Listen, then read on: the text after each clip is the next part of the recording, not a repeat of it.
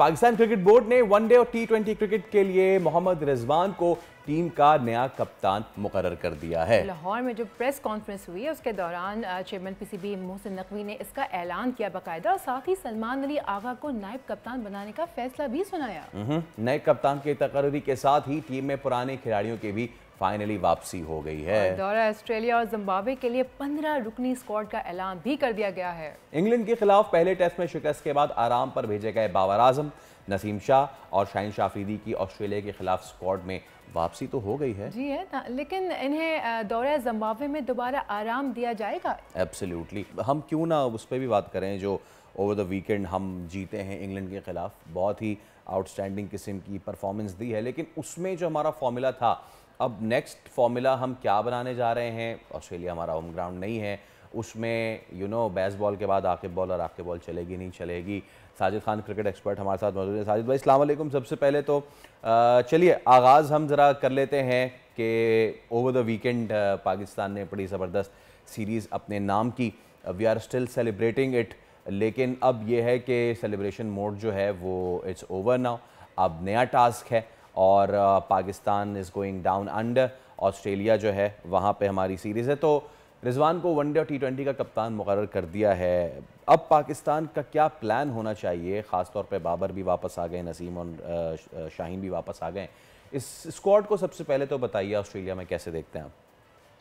बहुत शुक्रिया फैसल भाई, आपको और सोनिया को दोनों को अस्सलाम वालेकुम। पूरी दुनिया में बॉलीवुड देखने वालों को अस्सलाम वालेकुम। बहुत इंपॉर्टेंट मौजू है। पाकिस्तान 2020 और ओडीआई वाइट बॉल की क्रिकेट को अनाउंस कर दिया और सेंट्रल कॉन्ट्रैक्ट भी अनाउंस कर दिए। वाइट बॉल की क्रिकेट आ गई, मगर आपकी सवाल में बहुत इंपॉर्टेंट है। पाकिस्तान सीरीज जीता है 6 टेस्ट मैच हारने के बाद। इंग्लैंड को से सीरीज जीतना बड़ी खुशाइन बात है। शान मसूद को मुबारक हो। पाकिस्तान क्रिकेट बोर्ड के चेयरमैन मोहसिन नकवी साहब यकीनी तौर पर 7 के 8 महीनों का जिस मुश्किलात के साथ मोहसिन नकवी साहब पाकिस्तान क्रिकेट बोर्ड को चला रहे हैं, पहले तो उनको बहुत बहुत मुबारक हो। पाकिस्तान के 30 से ज़्यादा सिलेक्टर चेंज हुए, 6 से ज़्यादा चीफ सिलेक्टर चेंज हुए। तो पाकिस्तान की मौजूदा सिलेक्शन कमेटी, आकिब जावेद की जो मौजूदा सिलेक्शन कमेटी, तो एक ऐसा काम किया जो पाकिस्तान के जो साबिक लोग थे, जो पिछले क्रिकेट बोर्ड में जो वो लोग काम नहीं कर सके, तो उनको बहुत बहुत मुबारक हो। नुमान, साजिद खान, कामना गुलाब और आगा सलमान को बहुत बहुत मुबारक हो। उनका जिक्र ना करें तो बहुत बड़ी ज्यादती होगी। इस सीरीज जिताने में इनका बहुत बड़ा रोल है। सहूर शकील मैनाती कराची बन के सामने उनको बहुत बड़ा 40 से ज्यादा विकेट ली। दोनों इस पीरियड वर्ल्ड का रिकॉर्ड बराबर किया। 85 से ज्यादा इन्होंने ओवर किए। ये तो पाकिस्तान की वो चीज थी। मगर रमीज राजा का सवाल मुझे बहुत बड़ा दुख हुआ। कहते हुए ऐसे पाकिस्तान के साबिक कप्तान को, शान मसूद को अंडर एस्टिमेट नहीं करना चाहिए। पाकिस्तान का कप्तान है और जो सवाल वो कर रहे थे, उनकी हार का पूछ रहे थे, जश्न बनाना चाहिए। जो हमारी टीम के साथ पाकिस्तान क्रिकेटर खिलाड़ किया गया है, पाकिस्तान के साबिक चेयरमैन रमीज राजा ने तो यकीनन वो काम किए थे। ड्रॉपिंग पेच हुआ और बाबर को जो फ्री हैंड दिया था, बाबर को फ्री हैंड रमीज ने नहीं जीता। रमीज राजा के आगे किसी की नहीं चलती, तो ये तमाम चीजें नहीं होनी चाहिए थी। अब पाकिस्तान क्रिकेट बोर्ड ने रिजवान को जो कप्तान बनाया है, जो पाकिस्तान क्रिकेट बोर्ड में बड़ी खुशाइन बात है। पावर पाकिस्तान क्रिकेट बोर्ड ने ग्रुपबंदी तोड़ी है। ग्रुपबंदी तोड़ने की वजह 4:30 बजे आप कप्तान अनाउंस कर रहे हैं। सिलेक्शन कमेटी यकीनी तौर पर जो मुशावरत कर रही थी पाकिस्तान की, आपको पता है फैसल भाई, सोनिया काफी अरसे से रिजवान से बातचीत कर रही थी, मगर रिजवान अपनी शराइत मानने चाह रहे थे। वो शराइत थे क्या साजिद भाई? वो क्या शराइत थी? मतलब कि ऊँट किसी करवट बैठ नहीं रहा था, गुफ्तगू हो रही है, नहीं हो रही है, फिर चेयरमैन पीसीबी से मुलाकात हो रही है, फिर चेयरमैन पीसीबी चले गए, फाइनली हो गया अब कैप्टनसी का अनाउंसमेंट। बट वो शराइत थी क्या जो रिजवान ने रखी थी?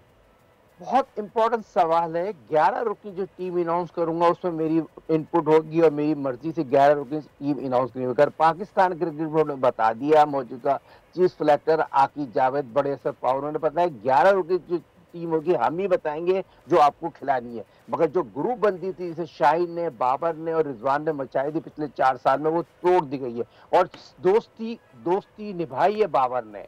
और रिजवान ने दोस्ती की। भाई ये बाबर जो यकीनी तौर पर मेरे अपने जराए बताते हैं, बाबर तो 2020 की टीम ने बाबर को आपने कैसे सिलेक्ट कर लिया। मौजूदा आकिब जावेद ये कहते थे बाबर को आउट नहीं करो, 20 ओवर पूरे खिलाओ। और दूसरी चीज ये चीज बनाने की जरूरत थी, तो बाबर को लाने में रिजवान का बड़ा अहम रोल था। मगर बाबर को जो सेंटर कॉन्टेक्ट दिया है वो ज्यादा की है। शाइन को सेंटर कॉन्टेक्ट ए कैटेगरी में देनी चाहिए। बाबर ने कौन से एशिया कप दिखाया, बाबर ने कौन सा वर्ल्ड कप जिताया, जब खराब कर दी है, जब शाइन को बी कैटेगरी दे सकते हैं तो बाबर को सेंटर कॉन्टेक्ट बी कैटेगरी। मगर ये रिजवान ने उनसे बनवाया और तमाम बात ही पाकिस्तान क्रिकेट बोर्ड की रिजवान मान गया। और जो आगल सलमान की जो तस्वीर फैसल भाई और सोनिया आपने देखी थी, और यही स्थिति आप नहीं मानेंगे, हमारे पास बैकअप मौजूद है, आगल सलमान को कप्तान बना देंगे। तो ये तमाम चीजें जिसकी वजह से पाकिस्तान क्रिकेट टीम इतनी लेट हुआ कप्तानी में। और बाबर यकीनी तौर पर रिजवान के कहने पाए, ठीक है बाबर की जो कारकर्दगी थी वो एक सवाल निशान छोड़ के जा रहा, मगर रिजवान जो चाह रहे थे वो नहीं माना। मगर क्रिकेट बोर्ड की जीत हुई है और नौजवान खिलाड़ी को मौका दिया गया है। और सेंटर कॉन्टेक्ट पे बहुत ज्यादा इम्पोर्टेंट थी और सेंटर जी वैसे जी बिल्कुल बिल्कुल साजिद साहब, लेकिन सिलेक्टर्स ने दोनों दौरों में डोमेस्टिक क्रिकेट परफॉर्मेंस को भी स्क्वाड में शामिल किया है। इनकी तादाद कितनी है और ये बच्चे कौन सी अकेडमीज़ में, थोड़ा सा इसके ऊपर भी बात करें। देखिए एकेडमी नहीं है, पाकिस्तान की जो मौजूदा खिलाड़ी हैं, पाकिस्तान की शाइन की बात की जाए, बहुत से ऐसे क्रिकेटर हैं जो नए खिलाड़ी हैं। आप मुझे बताइए फैसल, सोनिया हुरैरा का क्या कसूर है? आप उसको पूरा साल भर घुमाते रहे, उसको आपने दूध पे मक्खी की तरह निकाल दिया। फिर दूसरा साइम अयूब को आपने सी कैटेगरी सेंटर कॉन्ट्रैक्ट में रखा है और उसको ओडीआई में रखा है, जिसकी पहचान 2020 से वो प्लेयर बना है और जिसे शोहरत हासिल की है 2020 में, उसको आपने 2020 में रखा, ओडीआई में रखा। फिर आप सऊद शकील जो मैन ऑफ द क्राइसिस था उसको आपने पिक नहीं किया। दूसरा मेरिट का कत्ल किया शान मसूद के साथ, जो ऑस्ट्रेलिया का मशहूर जो सबसे मुश्किल टूर होता है, वहां आपने पिक नहीं किया। नौजवान खिलाड़ी जरूर अच्छे आए इसमें, ये जरूरी नहीं है। फिर आप मुझे बताइए जो आप पाकिस्तान कप कराने का फायदा क्या था? फिर शादाब जो पाकिस्तान कप जीता है उसको बी कैटेगरी या सी कैटेगरी में रखते हैं, फिर उसको टीम में सिलेक्ट नहीं करते। ये चीजें नहीं होना चाहिए। ठीक है आपने जो भी टीम अनाउंस की है, जो लड़के नौजवान खिलाड़ी हैं, मैं बहुत उनको बैक करूंगा, खासतौर पे हसीबुल्लाह को बैक करूंगा। जिस तरह हसीबुल्लाह को टीम में लेके आए बहुत खुशाइन बात है। जिस तरह रिजवान ने डंके की चोट पे कहा था इसको हारिस को कप्तान बना चाहिए 2020 का, तो ये रिजवान को बैकफायर करना पड़ा और रिजवान के कहने पे ये चीज तो नहीं हो सकती ना। आकिब जावेद तो ब्लेंड इंसान है, डिसीजन लेना जानते, तो देख लिया डिसीजन लिया। साजिद भाई वो जो था ना हारिस को कप्तान बनाने का T20 का, वो अभी भेजा है ना कप्तान बना के इमर्जिंग में, तो वो जो शानदार कारकर्दगी हुई है वो सबने देख लिया। खैर उस पर तो हम बाद में बात करेंगे। अच्छा अब आते हैं दोबारा से स्क्वाड पे। इम्पैक्ट प्लेयर आपका सबसे बड़ा और वो नहीं है इस स्क्वाड में, ठीक है। आप ऑस्ट्रेलिया T20 खेलने जा रहे हैं, आपको वहाँ पे मैक्सवेल का, ऑल्दो के ऑस्ट्रेलिया की भी कोई ये फुल साइड नहीं है, जो कुछ रिनाउंड प्लेयर्स हैं मैक्सवेल और जैम्पा के अलावा, आप कोई जिसको कहते हैं ना गिरा कदर खिदमात सरंजाम देने वाले खिलाड़ी ऑस्ट्रेलिया के पास भी नहीं है। बट स्टिल ऑस्ट्रेलिया है, कंडीशंस डिफरेंट होंगी, उनके पास सारे लाठी चार्ज वाले बल्लेबाज हैं। आपके पास कौन है जो फ़खर जमान की तरह खेल सकता है, आप बताएं साजिद भाई। कोई भी नहीं है। फकर का कसूर किया है? उसने एक सीओ के सामने बात की और सीओ के सामने उसने बात करी, उसको आपने शोकास नोटिस दे दिया। शोकास नोटिस इसलिए दे दिया, उसने एक चेयरमैन साहब से बोला सर मुझे वहां से इसने वेस्ट इंडीज से बुला लिया और बोला मेरा फिटनेस टेस्ट ले लो, फिटनेस टेस्ट नहीं लिया गया। उसके बाद उसने बात कर दी और उसने ये बात की, क्या गलत की या सही की? बाबर करे ना बात, उसके लिए बाबर करे ट्वीट, फकर के साथ नाइंसाफी हुई है, बाबर साफ चुपके से फोन कर देंगे, ट्वीट नहीं करेंगे। ये चीज ज्यादती है। फकर डिजर्व करता था और फकर क्वालिटी ओपनर है, डीलर वाला प्लेयर है। पाकिस्तान की वर्ल्ड में जब वर्ल्ड कप हुआ था एक वाहिद प्लेयर था 2023 में जो फकर, जिसने पाकिस्तान को ऊपर लेके आया, सेंचुरी बनाई, मगर फकर के साथ ज्यादती की गई है। कहा जा रहा है कि वो ट्वीट का तो इशू था ही, प्रेस कॉन्फ्रेंस तो आपने भी सुनी होगी, ट्वीट का तो इशू था लेकिन वो इतना बड़ा इशू नहीं बना। फिटनेस का कुछ इशू था, फ़खर की है कोई फिटनेस का इशूज़, आप तक पहुंची है कोई खबर इस तरह की? हाँ बिल्कुल है, फिटनेस का सवाल है। फिटनेस की 100% उसकी फिटनेस की इंजरी थी, जो फिटनेस की वजह से जो उसको कहा जा रहा है फिटनेस फिटनेस फिटनेस। फिट कौन से खिलाड़ी हैं पहले तो ये मुझे बता दें।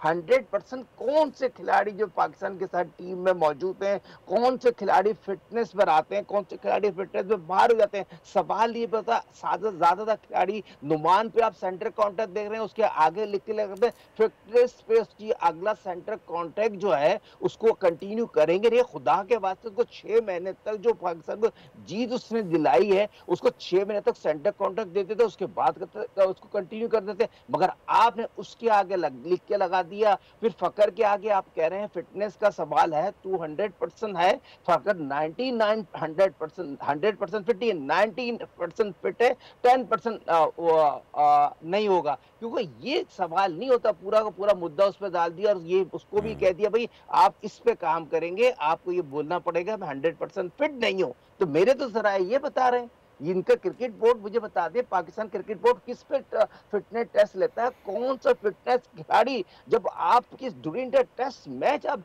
नुमान को, जाहिद को, साजिद को फिटनेस पे बाहर कर देते हैं, फिर लोगों का शोर होता है, मीडिया का शोर होता है, फिर उनको ला के खिला देते हैं, फिर पाकिस्तान जीत की तरफ चले जाता है। ये गलत तरीकाकार है, ये गलत है। जो गलत है वो गलत है। 100% नसीम शाह भी यकीनी तौर पर 100% फिट नहीं था, बाबर फिट नहीं था, रिजवान फिटनेस टेस्ट में फेल हुआ है, मगर वो पाकिस्तान टीम की जरूरत थी, उसको आपने कंटिन्यू रखा। तो ये सिर्फ ऐसे लोगों को टारगेट बना दिया गया है जो बुलंद बोलते हैं और उसको बोल भी दिया। आपने अपने मौके पे कायम रहना है, आपने ये कहना है आप 90% फिट है, 10% फिट नहीं है। मेरे को देखते हैं क्योंकि अब पाकिस्तान का अगला इम्तिहान जो बढ़ाने जा रहा है। बहुत शुक्रिया साजिद खान हमारे साथ मौजूद है। पाकिस्तान का अगला इम्तिहान बहुत ही कड़ा है, ऑस्ट्रेलिया के खिलाफ हम T20 और ODI सीरीज खेल होंगे, तो लेट्स सी व्हाट हैपेंस। उम्मीद पे दुनिया कायम है, अच्छी उम्मीद रखनी चाहिए, कुछ भी हो सकता है। सब्सक्राइब करें और बेल दबाएं ताकि कोई खबर रह न जाए।